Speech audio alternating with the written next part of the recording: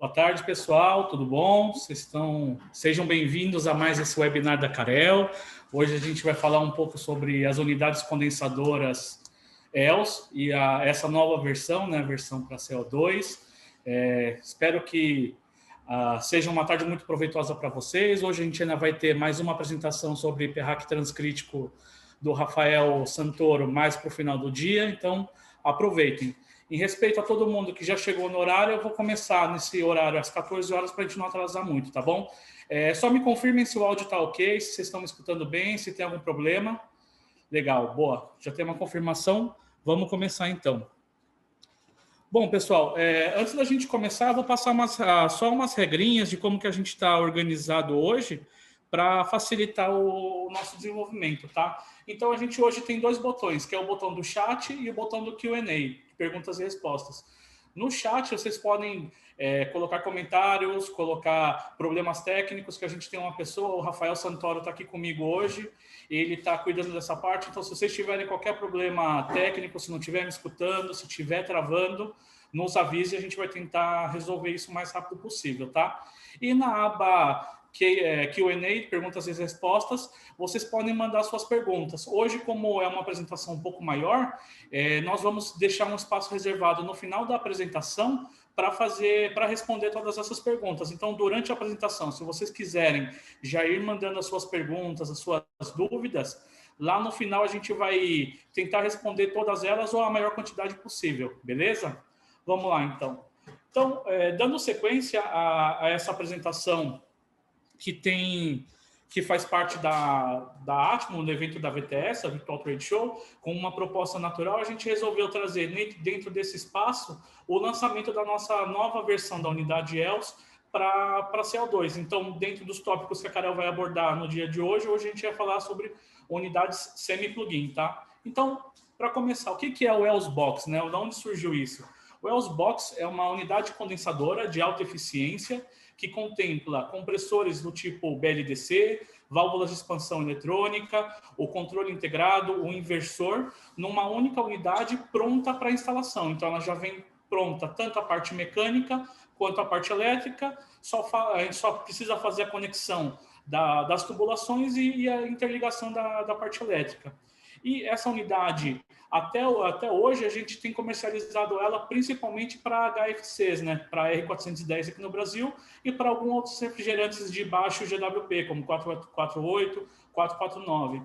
E hoje a gente está trazendo para vocês essa mesma unidade, ou melhor, esse mesmo conceito de unidade na sua versão para CO2, tá? Então, onde que ela se aplica? Nós imaginamos e nós vemos uma grande oportunidade de aplicação no mercado brasileiro, onde a gente já tem, principalmente para média temperatura, a aplicação de um fluido secundário, principalmente o glicol. Então, o glicol hoje é uma tecnologia muito difundida em toda a parte de refrigeração comercial. A gente já tem um glicol rodando praticamente em toda a instalação com uma temperatura ali por volta de -2, -4 graus, para atender os balcões de média temperatura. E existia uma lacuna aí para aplicação de baixa temperatura, onde era necessário ou ter uma unidade plug-in dentro do ambiente, então rejeitando o calor para dentro da loja, aumentando a carga térmica do sistema de ar-condicionado, ou um rack dedicado, que às vezes, dependendo da quantidade de carga térmica necessária, ficava uma instalação muito grande, né? Ter um rack, uma central de compressores para atender alguns pontos de baixa temperatura, acabava ficando inviável. Então, pensando nisso, nós trouxemos esse conceito de unidade de CO2, então uma solução natural. CO2 é um refrigerante natural, com GWP próximo com GWP de 1, uma tecnologia na versão subcrítica que ela é amplamente difundida na América do Sul, principalmente aqui no Brasil, com centenas de lojas instaladas, então não é nada novo, nada assustador, apesar que mesmo as outras versões não são. E uma coisa que já está muito bem difundida e aceita pelo mercado nacional, né? Então, essas unidades, qual que é a grande vantagem? Da gente ter uma solução modular que vai atender um evaporador, 2 evaporadores, com CO2 e sendo condensado pelo glicol, que já está disponível na maior parte das lojas, tá? Então, falando um pouco da unidade, né? O que é o ELS? Do que ela se compõe? Além dos outros componentes mecânicos de controle de flow control, a gente tem 4 principais componentes, que são o controle principal. Então, é um controle que ele vai tanto controlar as cargas do expositor, quanto também fazer a gestão do inversor, gestão de válvula de expansão eletrônica, gestão de alarmes, entre outras coisas. Eu vou entrar mais em detalhe nele daqui a pouco. Aí a gente tem um inversor, que é um inversor de frequência dedicado para esses compressores do tipo BLDC, compressores de ímã permanente. Nós temos os compressores BLDCs, tanto na sua versão horizontal para aplicações menores e nas verticais para as aplicações maiores, e a válvula de expansão eletrônica, que já também é amplamente difundida e conhecida no mercado brasileiro, tá?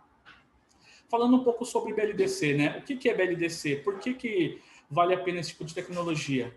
Compressores do tipo BLDC são compressores com ímã permanente no seu rotor, então quer dizer, eu não preciso gerar um campo magnético no rotor, eu já tenho um campo magnético gerado pelo ímã permanente de alto fluxo, e eu só preciso gerar um campo magnético na parte externa ou no estator para fazer com que esse meu motor gire. Então, como mostra aí na figura, o meu próprio ímã ele vai sendo atraído pelo campo magnético gerado na parte externa e rotacionando na velocidade que eu preciso. Então, dentro dessa condição, o inversor de frequência ele sempre vai entregar a frequência de rotação necessária junto com o torque adequado, quer dizer, a relação de tensão, corrente e frequência necessária para cada tipo de aplicação.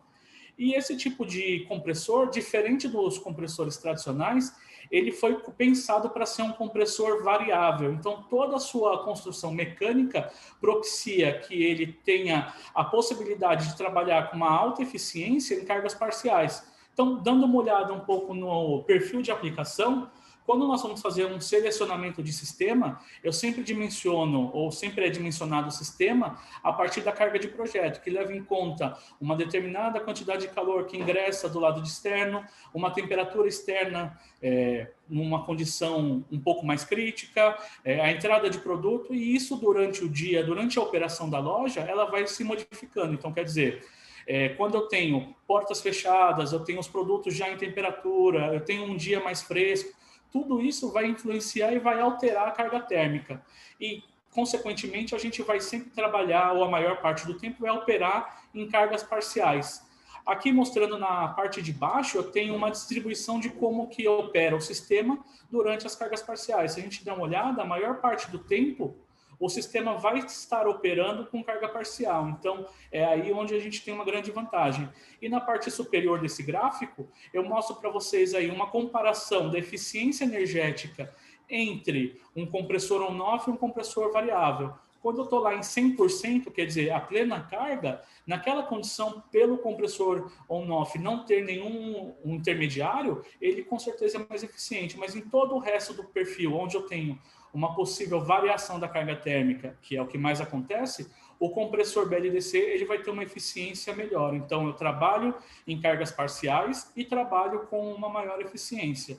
Falando um pouco sobre modulação, o compressor variável, esse do tipo BLDC, como ele foi construído para ser um compressor variável, ele tem um range de modulação muito maior. Então, compressores do tipo on-off que usam inversor de frequência, eles têm uma limitação lá de uma certa velocidade por questões de lubrificação, por questões de torque, e isso já não acontece nos compressores variáveis. Como eu mostro aí no gráfico, eu consigo ir de um compressor com 25% da sua capacidade até 100%, fazer a modulação do compressor em toda essa zona com uma maior eficiência, tá? Falando um pouco agora das características construtivas da unidade, né? O que a gente tem de diferente?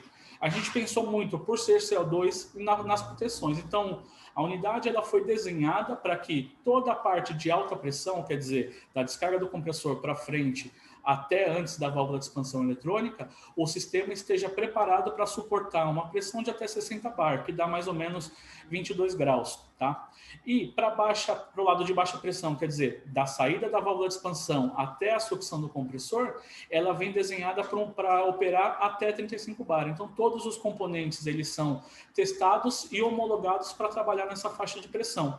A unidade ela já possui também duas válvulas de segurança, a de alta e a de baixa, e que não se faz necessário instalar outras válvulas de segurança. A unidade ela já está pensada para que não existam CO2 preso em nenhuma parte do sistema, então todo o sistema ele é comunicante quando necessário para atender essa necessidade. Outra característica do nosso sistema é o acumulador de sucção, é uma função nova em relação às unidades do 410. Nessa versão, a gente instalou e planejou ter um separador de líquido na sucção, onde ele tem dois papéis principais. O primeiro é ajudar na redução de possível retorno de líquido ao compressor. Então, mesmo que tenha um possível retorno de líquido, o acumulador de sucção ele vai separar o líquido da fase vapor e vai reduzir a possibilidade do compressor receber líquido de volta. O segundo ponto importante é com relação ao volume interno de projeto.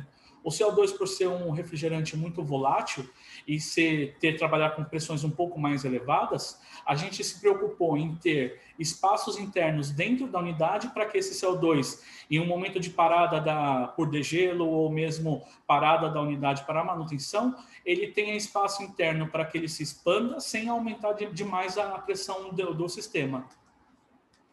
Outro ponto importante são as equalizações. Como eu comentei com vocês, a unidade está pensada que para uma parada de compressor, por degelo, para manutenção, o sistema se equalize as pressões, equaliza a pressão de baixa com o lado de alta, que vai ter sempre um fluido sendo condensando, e mantenha assim a pressão constante e evite a subida de alguma das partes do meu sistema. Então, a unidade ela já tem todas essas proteções e não é necessário se preocupar com esse tipo de coisa por parte da unidade, tá?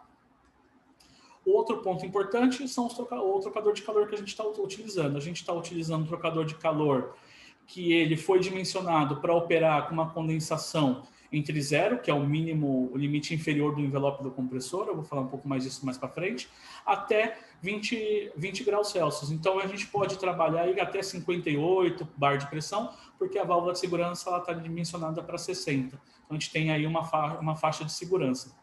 Outro ponto importante é que, não só no trocador, mas o controle em si permite que a unidade tenha uma válvula, controle uma válvula proporcional para controle de fluxo de glicol ou de água, para fazer esse ajuste de condensação na temperatura necessária, tá? O trocador é um trocador de contracorrente assimétrico, então de alta eficiência. Ele permite menor perda de carga do lado de pressão, perda de carga de pressão do lado tanto da água quanto do sistema de refrigeração. E por que isso é vantajoso? A hora que eu tenho uma perda de carga menor do lado da água ou do glicol, eu tenho uma necessidade de bombeamento menor também. Então, eu posso trabalhar com um sistema com bombeamento menor por esse trocador ser mais eficiente e ter uma perda de carga menor. E o próprio trocador ele já vem com postos de leitura de temperatura. Então, eu monitoro no próprio trocador, através desses postos de leitura, a leitura e a temperatura de entrada e saída do meu fluido que está sendo condensado, né? Que está condensando. Então, ou o glicol ou a água. Olhando agora para o outro lado da unidade, a gente tem um painel elétrico dessa unidade. Então, como eu comentei, é um projeto completo, uma unidade completa. E desse lado, do lado elétrico, o que a gente tem? A gente tem um controle que ele já vem programado e um inversor que ele já vem parametrizado. Então, não há necessidade de eu ir lá e programar parâmetro por parâmetro como um inversor tradicional. Eu não tenho que escolher lista de parâmetros, escolher a rampa de aceleração. Tudo isso já está dentro da inteligência do software. Por quê? Quando a gente vai homologar um compressor, nós já fazemos também os testes das condições de operação desse compressor. Então, nós já atribuímos ao inversor a melhor lista de parâmetros, a melhor parametrização possível para fazer o controle desse compressor. E caso eu precise parametrizar um novo inversor, eu só escolho o modelo de compressor e automaticamente o CLP ele vai transferir e parametrizar o inversor com essa nova versão. Okay? Então, é uma coisa muito simplificada. Outro ponto importante é que a gente dispõe dentro do painel tanto a parte de comando quanto a parte de potência. Então, eu posso conectar diretamente o meu banco de resistências para degelo, as minhas resistências para porta para evitar os vidros ficarem embaçados, o controle de luzes, o controle de ventilador, todas essas cargas elas podem ser conectadas diretamente ao controle. E os sensores tanto do lado mecânico, com certeza ele já vem montado e instalado nas suas posições corretas, quanto do lado que vai para o expositor ou vai para a câmara fria, eles já vêm identificados, então eles já vêm conectados e identificados para facilitar a instalação. Falando um pouco mais em detalhe do controle, o que esse controle ele consegue fazer, né? O que ele tem de diferente? Eu tenho dentro desse controle de um CLP todo o comando de um expositor de uma câmara fria, então o que quer dizer isso?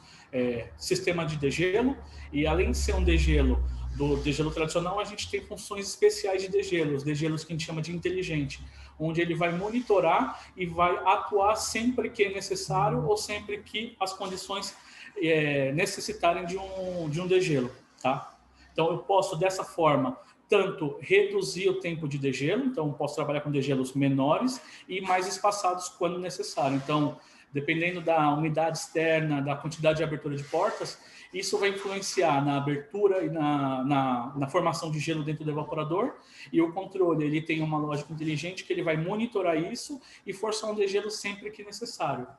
Controle de iluminação por on-off pelo próprio controle, pelo sistema de supervisão, através de faixas horárias. Então, eu posso programar o momento em que a loja ela vai abrir, então eu preciso energizar essa iluminação e fazer todo esse controle.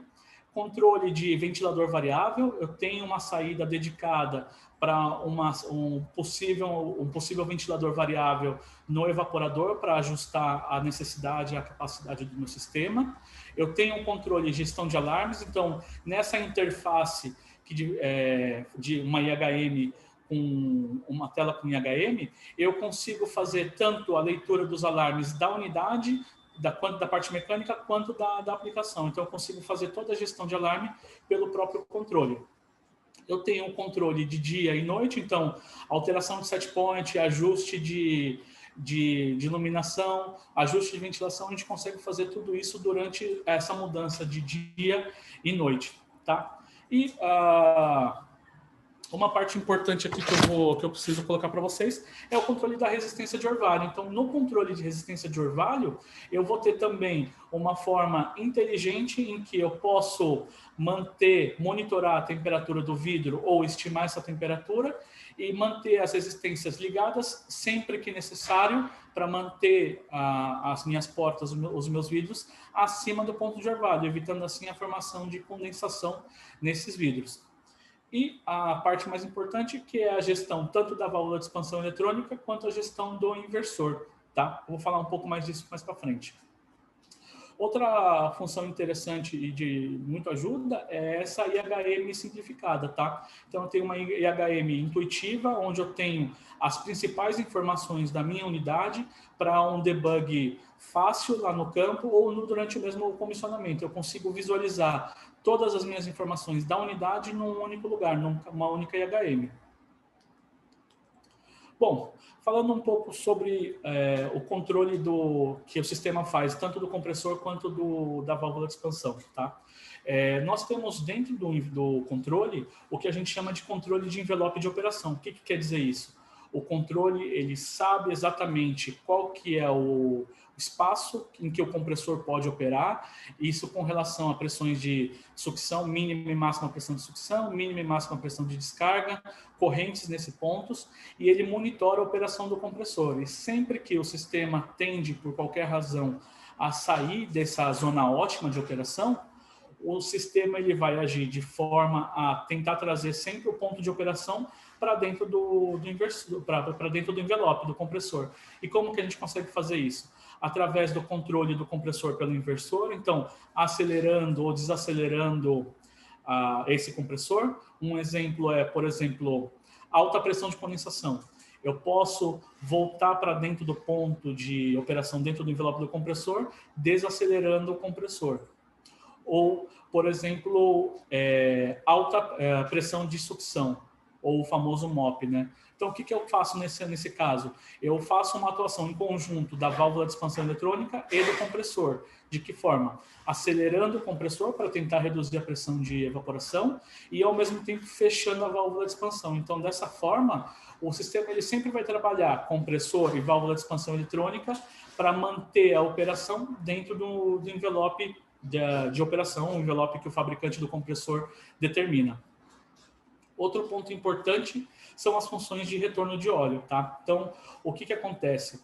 O sistema mecânico, a parte mecânica, o sistema de refrigeração, ele precisa de uma velocidade mínima de arraste do refrigerante para conseguir arrastar o óleo de volta para o compressor da minha linha, né? da minha linha de líquido, principalmente do meu evaporador.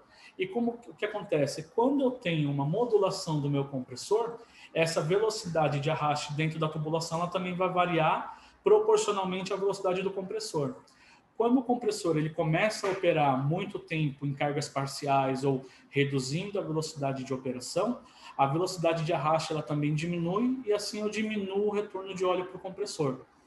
O controle ele vai monitorar essa velocidade e sempre que necessário ele vai ter duas ações. A primeira ação é acelerar o compressor para eu conseguir ter a velocidade suficiente de arraste de óleo para o meu compressor. E o segundo diferencial é abrir a válvula de expansão eletrônica. Então, aí eu aumento o fluxo de refrigerante e consigo arrastar o óleo de volta para o meu compressor.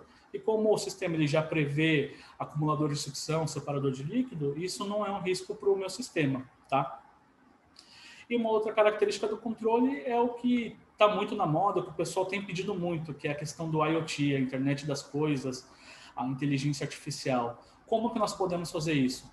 Todos os controles das unidades ELS, eles possuem porta de comunicação serial. E através dessa porta de comunicação serial, eu consigo interligar a minha unidade condensadora a um sistema de monitoramento local.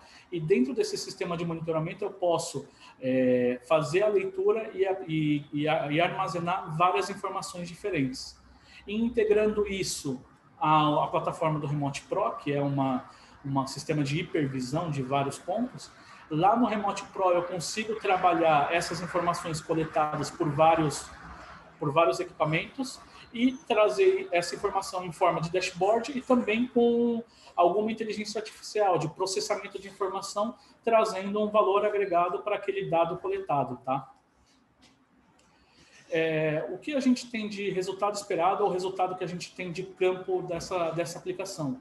Sempre que a gente sai de um sistema centralizado, onde eu tenho um conjunto de compressores numa casa de máquina, a algumas dezenas ou centenas de metros dos meus evaporadores, eu tenho também a redução de fuga de refrigerante. Então, eu tenho uma diminuição da quantidade de soldas na minha instalação, eu tenho um aumento de soldas que são feitas dentro de uma fábrica, que são testadas, que são pressurizadas antes de sair. Então, a chance de eu ter uma fuga na minha montagem é muito menor pela quantidade de soldas a menos que a gente faz e também pela diminuição do tamanho das linhas, né? Então eu tenho menor a possibilidade de solda e isso implica numa redução de até 96% de vazamento de refrigerante.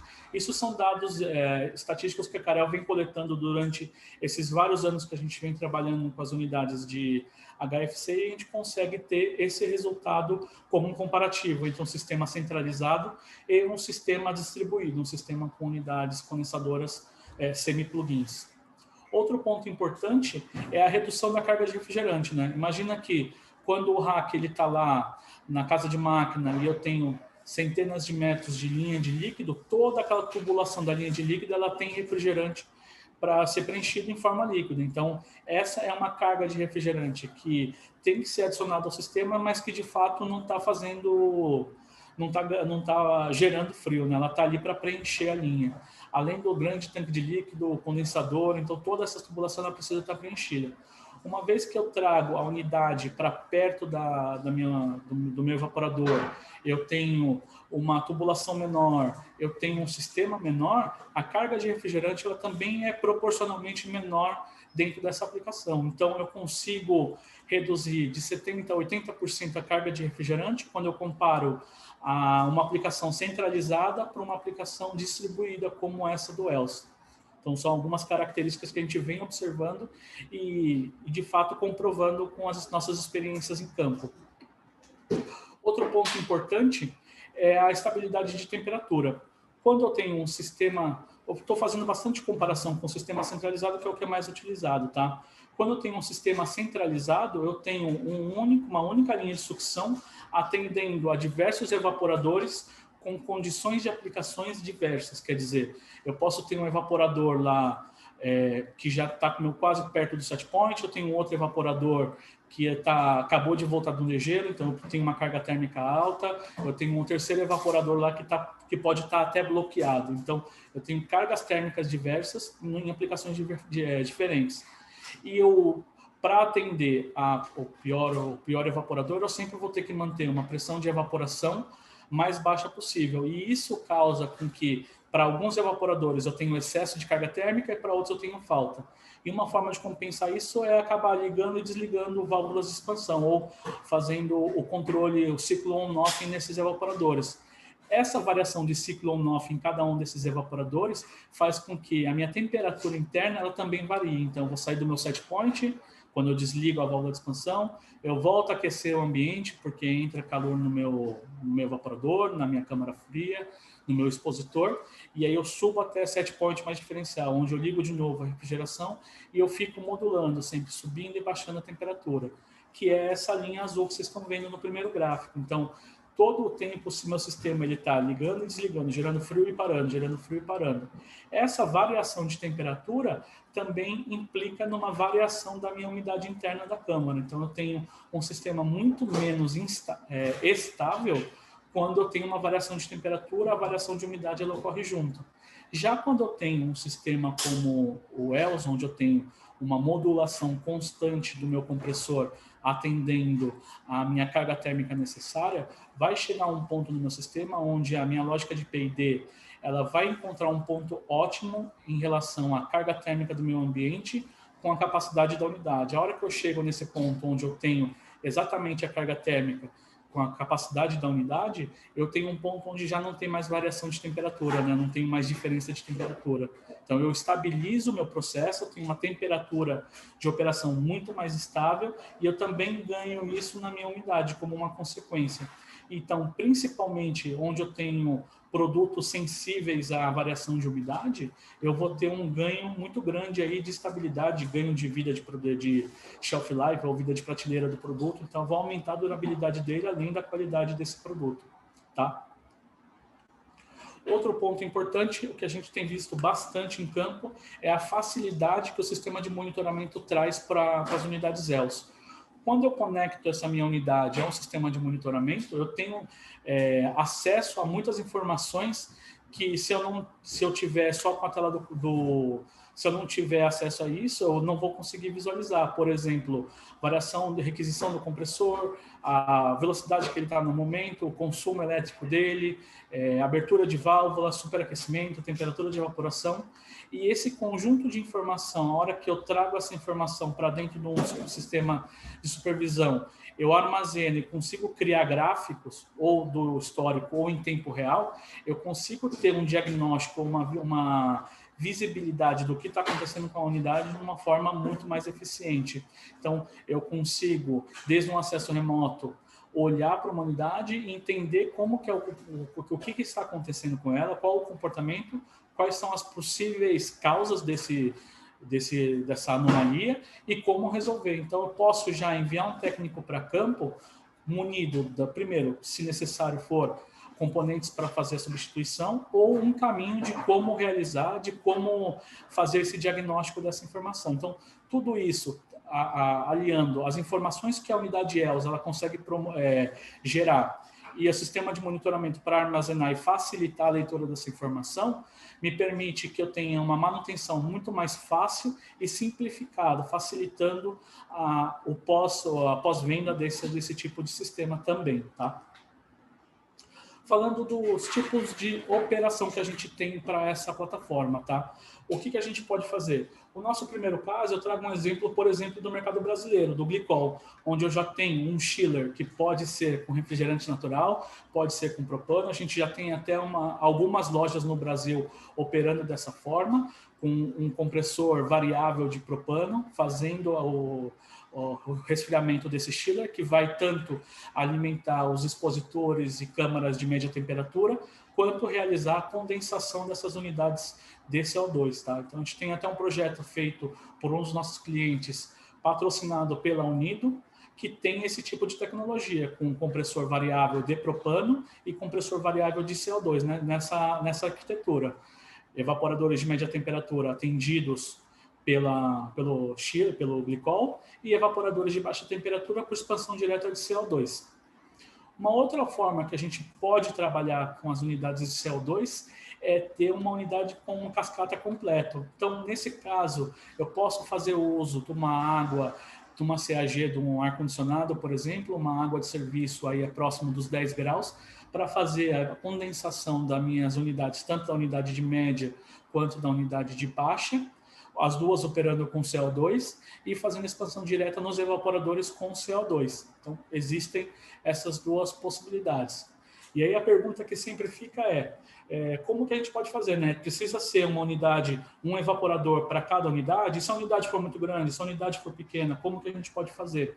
Então, para responder isso, a gente tem duas formas de operação, que é a operação que a gente chama de evaporador único, onde eu tenho uma unidade dessa semi-plugin, uma unidade condensadora, que vai estar conectada diretamente a cada evaporador. Então, cada conjunto vai ter o seu compressor, o seu inversor, o seu painel elétrico, e aí eu tenho um conjunto independente, um evaporador completamente independente do outro, utilizando em comum só a linha de glicol. Uma outra opção, quando eu tenho unidades grandes ou evaporadores com capacidades reduzidas, é trabalhar num sistema multi-evaporador. Quer dizer, eu tenho uma única unidade condensadora, fornecendo uma linha de líquido para alimentar vários evaporadores, e em cada evaporador, que não o primeiro, ele vai trabalhar só com um controle para fazer o controle da válvula de expansão eletrônica. Aqui eu posso tanto trabalhar num único expositor ou em vários expositores. Eu posso controlar de forma em conjunto ou de forma independente a operação desses evaporadores distintos. Então, aqui eu consigo ganhar em custo, né? Eu tenho uma unidade com uma capacidade maior atendendo a mais de um evaporador. E falando um pouco sobre as capacidades da unidade, do range de operação que a gente tem hoje disponível, a gente tem 4 modelos de compressores. A Toshiba ela classifica esses compressores pelo seu deslocamento volumétrico. Então, a gente tem um compressor de 3 cc, de 4,5 cc, 6,5 e 10 cc. Esses são os tamanhos de compressores que a gente tem da família da Toshiba. E isso representa, em capacidade, para a média temperatura, a gente sai de 2,2 kW até 12 da unidade maior, considerando uma temperatura de condensação de 15 graus e uma temperatura de evaporação como referência menos 10. É claro que durante a operação o sistema ele vai modular e vai se ajustar. Pode ser até que essa temperatura de evaporação ela suba um pouco quando eu já estiver equilibrando a minha carga térmica. Nessa mesma condição, usando uma água de 10 graus, uma água de um chiller de ar-condicionado, eu posso também evaporar minhas unidades de baixa temperatura. E aí eu tenho essa linha do azul mais claro, né, onde eu tenho desde 2 kW até 6 kW, onde eu vou entregar essa capacidade condensando a 10 graus a 15 graus com uma água de processo, uma água de CAG a 15 graus. E a aplicação onde eu tenho já disponível o meu glicol de média temperatura, menos 4 graus, já circulando na minha instalação, eu posso ganhar que eu já tenho um glicol numa temperatura mais baixa, trabalhar com uma condensação mais baixa para as unidades de baixa temperatura e fazer com que a minha unidade ela ganhe capacidade e diminua seu consumo energético. Então, é essa linha azul marinho, essa linha azul mais escura. Então, tenho aí uma pequena vantagem em relação à unidade com condensação a 15 graus. Então, por exemplo, na nossa unidade maior, eu saio de 6,2 para 7,7 kW de capacidade. Tá? Então, tem um range grande de operação com uma grande modulação aí de tamanhos e espaços de operação. Falando então das versões disponíveis, o que a gente tem hoje? Para as unidades que a gente chama de menores, a gente pensou que essa unidade ela foi pensada e projetada para trabalhar em cima de um balcão expositor. Então, uma das principais condições de contorno do projeto é que a unidade fosse com uma altura reduzida, para eu poder instalar a unidade na parte superior ao expositor e que não bata no teto. Então, essa unidade Para os compressores menores, o NY30 e o NY45, a gente tem uma unidade com até 350 milímetros de altura. Então, ela tem uma altura bem reduzida.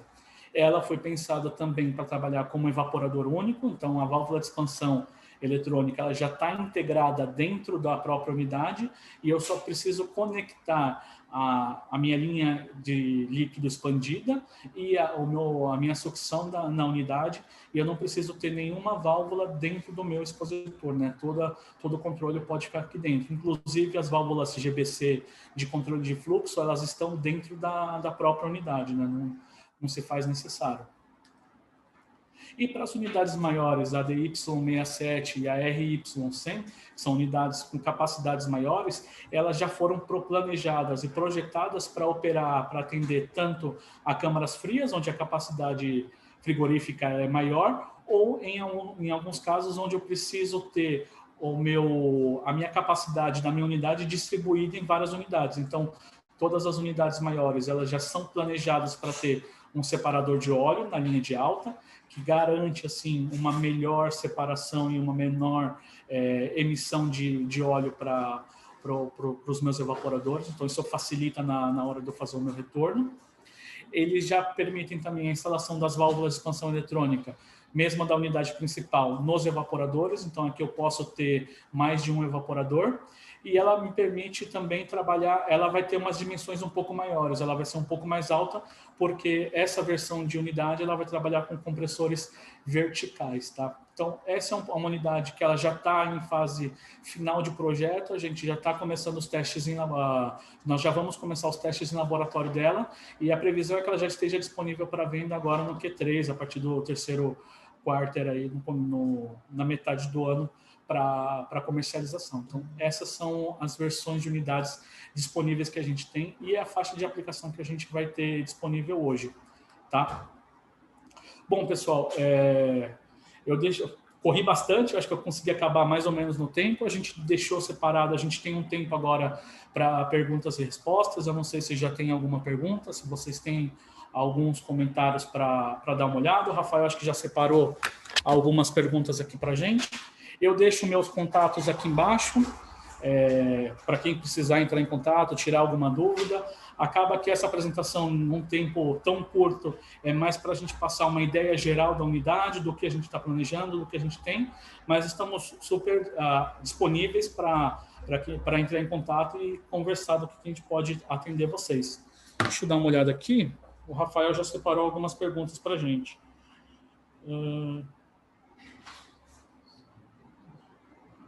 Você mandou já, Rafa? Tá, senão eu olho aqui também no perguntas e respostas. Chegou? Beleza. Tem uma pergunta, você sabe de quem que é? Tinha nome? Não tinha nome, estava anônimo. Tá, anônimo.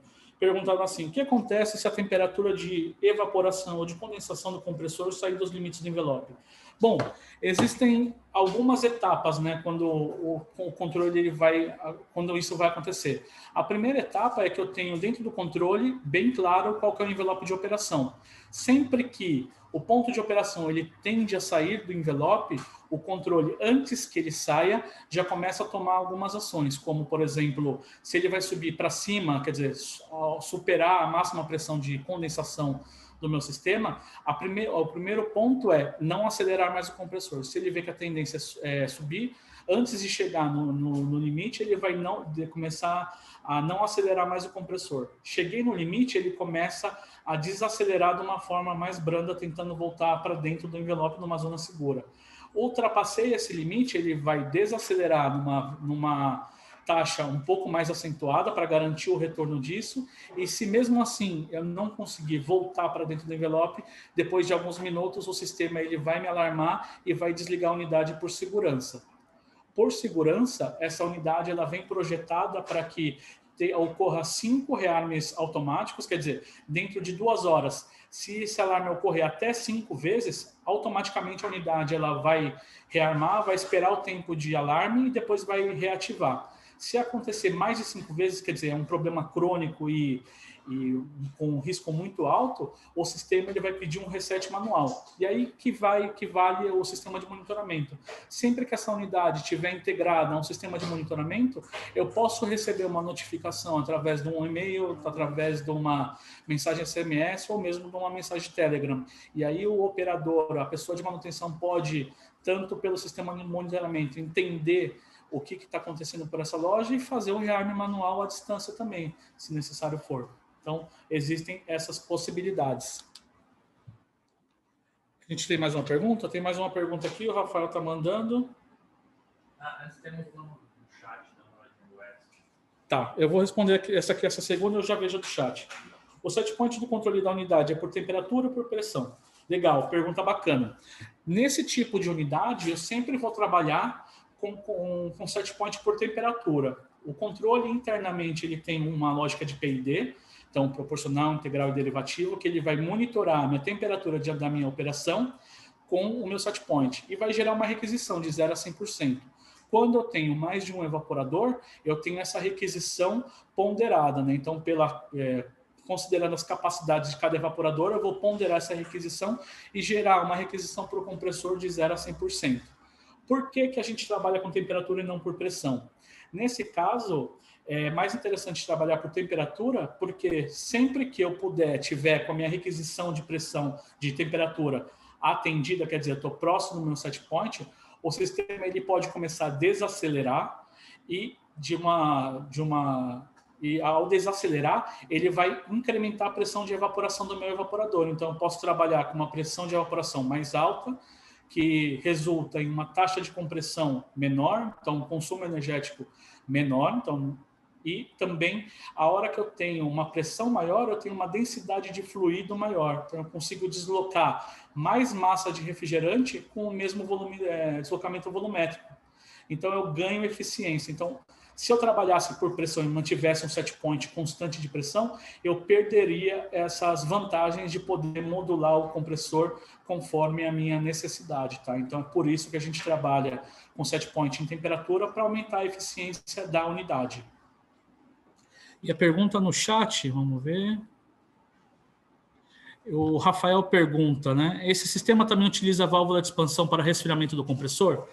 Boa pergunta, Rafael. Nessa versão com o CO2, quando a gente está operando em subcrítico, né, ele não se faz necessário, porque a gente vai ter aí uma temperatura de condensação bem mais baixa e, consequentemente, uma temperatura de descarga mais baixa também, tá? Então, nesse caso, o sistema ele só trabalha com uma única válvula de expansão, não se faz necessário a válvula de injeção de líquido como nas unidades de 410, para garantir a temperatura de descarga. É uma única válvula.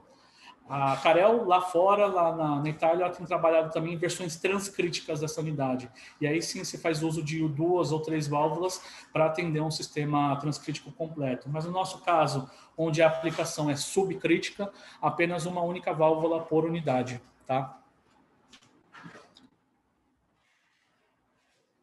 Bom, pessoal, tem mais pergunta? Você vai disponibilizar essa palestra no YouTube? Está previsto para ser disponibilizado esse material no YouTube. Foi gravado essa apresentação, então eu não sei exatamente qual vai ser a data de disponibilização dessa palestra, do vídeo em si da apresentação, mas quem tiver interesse de receber mais informações ou mesmo receber uma versão PDF da apresentação que vocês viram agora, podem me mandar um e-mail e com muito prazer eu encaminho para vocês esse material, disponibilizo esse material em PDF para quem tiver interesse, tá? Bom, pessoal, vou só voltar aqui para a tela. Então, eu deixo aqui os meus contatos de novo. Eu acho que pelo meu nervosismo da apresentação dessa para vocês, eu acabei não me apresentando pessoalmente, né? Meu nome é Marcelo Nishimori, acho que a maioria de vocês que eu bati o olho ali, acho que eu já conheço, a gente já se viu em algum momento, mas para quem não me conhece, eu sou coordenador técnico da Carel, então sou responsável pela área de suporte técnico e desenvolvimento de produto aqui na Carel, tá? Deixo aqui os meus contatos, tanto e-mail quanto telefone, não hesitem em entrar em contato com a gente. Agradeço novamente pela atenção e disponibilidade de vocês de participar desse webinar durante a VTS, durante a feira.